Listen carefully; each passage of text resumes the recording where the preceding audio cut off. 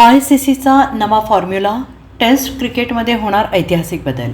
5 नाही तर 4 दिवसांचा असेल कसोटी सामना. ICC वर्ल्ड टेस्ट चॅम्पियनशिप आल्यापासून कसोटी क्रिकेटचा थरार आणखीन रोमांचक झाला आहे. आता आपल्याला संघामध्ये रोमांचक लढाई पाहायला मिळते, पण ते अधिक मनोरंजक बनवण्यासाठी ICC नवा फॉर्म्युला घेऊन येणार आहे. एका अहवालानुसार आंतरराष्ट्रीय क्रिकेट परिषद 2027-29 वर्ल्ड टेस्ट चॅम्पियनशिप कोर्स स्पर्धेत लहान देशांसाठी 4 दिवसांच्या कसोटी सामन्यांना मान्यता देणार आहे.